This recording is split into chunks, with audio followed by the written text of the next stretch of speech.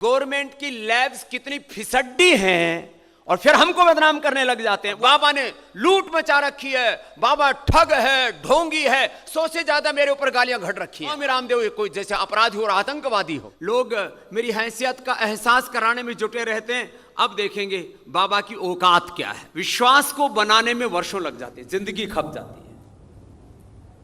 और किसी पर झूठे आरोप लगा करके 1 मिनट में उसको ढाया जा सकता है, लेकिन हम डहने वालों में नहीं है। जिस दिन मैं मूल्यों से गिर जाऊंगा उस दिन मुझे कोई बचा ना सकेगा।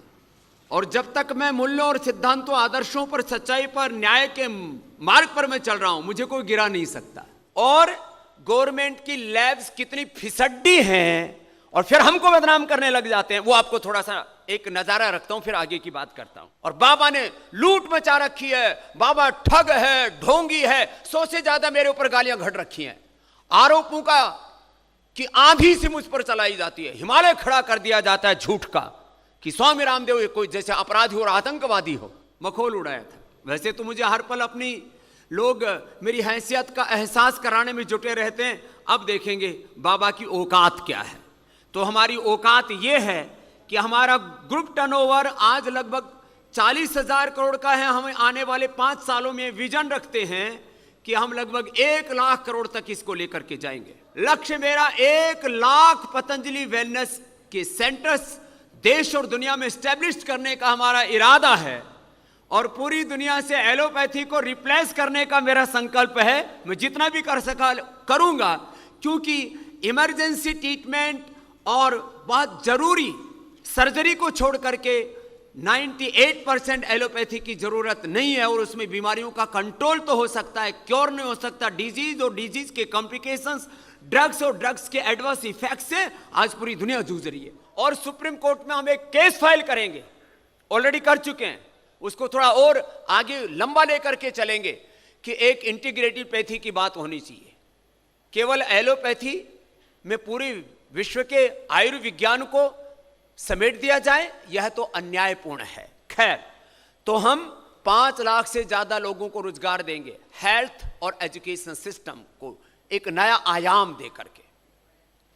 हम इस देश को खाद्य तेलों में आत्मनिर्भर बनाने के लिए, जिसके लिए हमारे देश के देवतुल्य श्रद्धेय प्रधानमंत्री श्री नरेंद्र मोदी जी ने 12 हजार करोड़ की 12,000 करोड़ रुपए की सब्सिडी दी है कि देश में करीब 2.5 से 3 लाख करोड़ रुपए की हमारी फॉरेन करेंसी की हानि होती है। हमारे रुपए का डिवेल्युएशन होता, अमूल्य न होता हमारे रुपए का।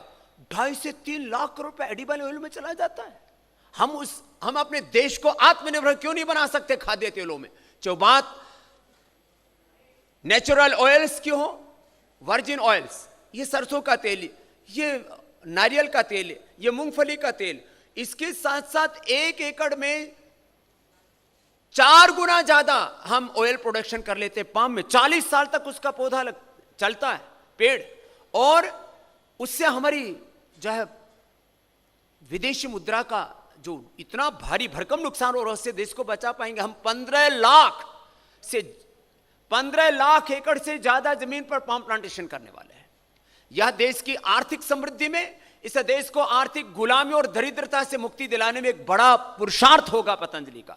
इस उपचार और उपकार के इस परमार्थ के काम में भी जिन लोगों को खोट नजर आती है, उन्होंने बहुत तरह से पतंजलि को, स्वामी रामदेव को बदनाम करने की कोशिश की। आपने पहले भी देखा, पतंजलि का सरसों का तेल फेल, पतंजलि का आंवला एलोवेरा फेल, और बोले कि एफएसएसआई की गाइडलाइन में फेल हो गया। दुर्भाग्य से 2 गलतियां तो एफएसएसआई से भी हुई है। आंवला एलोवेरा की ब्रिक्स को उस गाइडलाइन में डाल दिया जिसमें जो फ्रूट जूस बाजार में जो कोई अलग अलग फ्रूट्स के जूस बेचते हैं, अब इसकी ब्रिक्स वैसी आ ही नहीं सकती। ये तो आंवला और एलोवेरा का जूस आप घर में भी निकालोगे तो उसमें थिकनेस नहीं होती है। हमने गाइडलाइंस में संशोधन कराया कि आप अपने घर में निकाल के देख लो कि आंवला एलोवेरा का जूस निकालोगे तो उसकी ब्रिक्स कैसी आएंगी। इसको ब्रिक्स में फेल दिखा दिया था। हम 1 बूंद पानी नहीं मिलाते। आप जाकर के पतंजलि का प्लांट देखिए, वर्ल्ड का सबसे बड़ा फूड पार्क हम लोग चलाते हैं। वर्ल्ड का सबसे बड़ा रिसर्च सेंटर हम लोग चलाते हैं, 500 से ज्यादा रिसर्च साइंटिस्ट है हमारे पास में।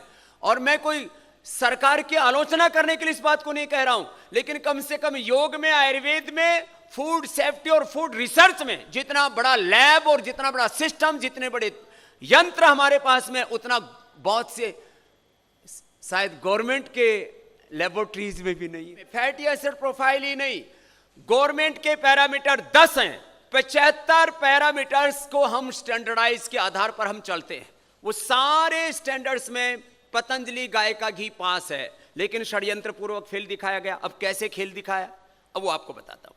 पतंजलि का गाय का घी तो ऑस्ट्रेलिया भी जाता है, आबू धाबी, दुबई में भी जाता है। पतंजलि गाय का घी तो कोरिया, साउथ कोरिया से लेकर के और पूरा Australia, Europe, UK, USA, Canada और साउथ अफ्रीका भी जाता है।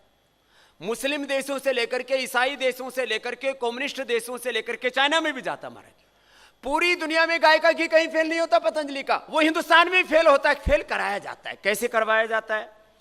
अब एफएसएसआई ने गाइडलाइन दी कि C8 0.4 से लेकर के 1.5 तक होना चाहिए। जो भाई साहब गाजियाबाद की लैब में बैठे हुए हैं, जिनको जो बौद्धिक दिवालियापन के शिकार हैं, किसी षड्यंत्र के शिकार हैं, या न जाने कहां से पैसा ले रहे हैं पतंजलि को बदनाम करने के लिए, उन्होंने 0.4 से लेकर के 1 तक पैरामीटर अपना नया घर का घड़ दिया। ये एफएसएसआई की गाइडलाइन नहीं है, अपना ही पैरामीटर घड़ दिया और बोल दिया पतंजलि फेल। दूसरा नया पैरामीटर घड़ दिया जिसमें जो है C14, C14 कार्बन 14 जो 6 से 13 होता है, उसको भाई साहब ने 6 से 10 कर दिया अपने आप ही, जो कि एफएसएसआई की गाइडलाइन नहीं है, और बोले इसमें भी फेल हो गया। 2 पैरामीटर जो थे ही नहीं, C15 और C17, वो नए पैरामीटर घड़ दिया भाई साहब ने। ये तो जो माने जिनको जो जिम्मेदारी के पद पर हैं, जो पैरामीटर एफएसएसआई ने तय ही नहीं किया, कोई गाइडलाइन तय नहीं किया, वो कर दिया। और उसमें भी पतंजलि गाय का घी पास है, C15 में भी और C17 में भी। भाई साहब ने उसमें भी पैरामीटर गड़बड़ डाल करके और उसमें भी फेल दिखा दिया। इसमें भी देखो कितना बड़ा एक बौद्धिक दिवालियापन है। मैंने अपनी हाथ से गाय का दूध दोहा, मुझे दूध दोहना आता है, बिलोना आता है। मैंने जिस माँ गुलाब के कोख से जन्म लिया है, उसने 50 निकाला है, दोहा है, और उससे मक्खन से घी बनाया है। तो मैंने कहा भाई चलो ये जो है ना, अपने हाथ से बना करके चेक करते हैं कि ये जो इन्होंने फैटी एसिड प्रोफाइल किए हैं, ये ठीक है कि नहीं। अपने हाथ का बनाया हुआ घी फेल हो गया। मैंने अमूल का घी लिया, वो भी फेल हो गया। मैंने गोवर्धन का घी लिया, वो भी फेल हो गया। हमने पहाड़ का एक सैंपल मंगाया, जो पहाड़ में गायें चरती हैं, हिमालय की घास, उसका घी मंगाया, वो भी फेल हो गया। मैंने कहा भैया अब तो एफएसएसआई वालों को भी जो है अनुलोम विलोम कराना पड़ेगा। C18-3 इसकी वैल्यू इन्होंने लिखी हुई है 0.3 से लेकर के, अब वो कोई प्राकृतिक रूप से ये तत्व आते हैं, कोई हम तो एड ऑन करते नहीं इसमें, वो पास हो गया।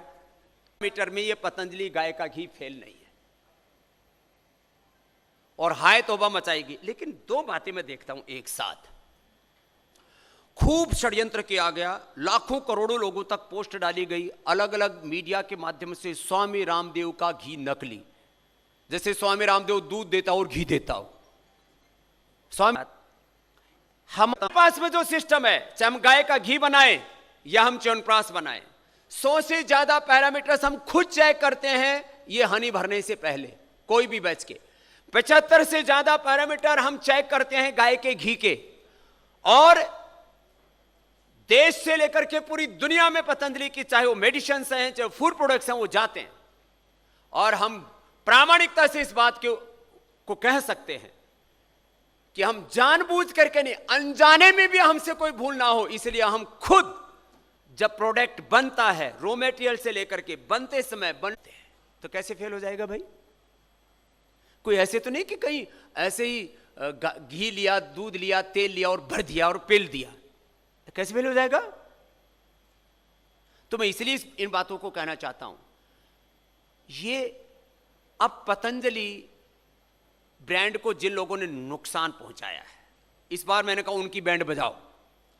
अब 100 से ज्यादा लोगों को हम लीगल नोटिस दे चुके हैं, कुछ पर एफआईआर करा चुके हैं, और इस बार मैंने कहा छोड़ना नहीं है। कुछ लोगों ने जैसे नोटिस भेजा हटा दिया, मैंने कहा हटा करके हमको जो डैमेज करना था तो कर दिया। आज पतंजलि का ब्रांड, चलो एक पतंजलि फूड्स की जो वैल्यू है नेटवर्थ हो 50,000 करोड़, पतंजलि का आज भी चले तो लिस्टिंग का प्रोसेस है और एक प्रक्रिया है कैपिटल मार्केट की। अरे पतंजलि और स्वामी रामदेव की आज नेटवर्थ आज भी 5 लाख करोड़ से ज्यादा है। तुम कैसे किसी को हानि पहुंचा सकते हो? कोई आदमी अपना जीवन खपा करके अपनी इमेज बनाता है, अपना विश्वास बनाता है, एक ब्रांड क्रिएट करता है, करोड़ों लोगों के भीतर अपनी एक भरोसा पैदा करता है, और आप एक क्षण में उसको ढा देंगे। तो इस बार हमने उनके ऊपर क्रिमिनल जो है नोटिस भेजे और क्रिमिनल में ठोकेंगे, और जिन लोगों ने ये साजिश की उनको छोड़ेंगे नहीं। अब सामने तो आते नहीं है जो बड़े बड़े माफिया हैं ये, लेकिन जो भी उनके रिप्रेजेंटेटिव होकर के दूसरों के एमएनसीज के पेरोल के ऊपर, या medical mafia, religious mafia, political mafia, corporate mafia के पेरोल के ऊपर काम करने वाले कुछ जो भोंकू लोग हैं, उनको भी, उन भोंकू और भोंदू लोगों को भी हम इस बार छोड़ेंगे नहीं। और मैं इसलिए इस बात को कह रहा हूं क्योंकि यदि मैं गलत हूं तो मैं कहता हूं मुझे सरेआम चौराहे पर फांसी पर लटका दो, लेकिन मैं गलत नहीं हूं तो मेरे बारे में आप ऐसी बातें कैसे कर सकते हो? ये तो एक घी का परिप्रेक्ष्य था। अब इसका जो है पूरा डिटेलिंग करने में, क्योंकि वो बड़ा टेक्निकल हो जाता है और उबाऊ जैसा लगता है कि ये क्या फैटी एसिड प्रोफाइल है और क्या इसके आरएम वैल्यू है और क्या 75 पैरामीटर है, उसकी डिटेल में जिसको जाना हो पतंजलि फूड्स लिमिटेड की वेबसाइट के ऊपर जाकर के आप लोग देख लेना। एक और बड़ी साजिश चल रही है कि गाय को ही खत्म किया जाए। जैसे कोरोना अपने आप में एक बहुत बड़ा मानवीय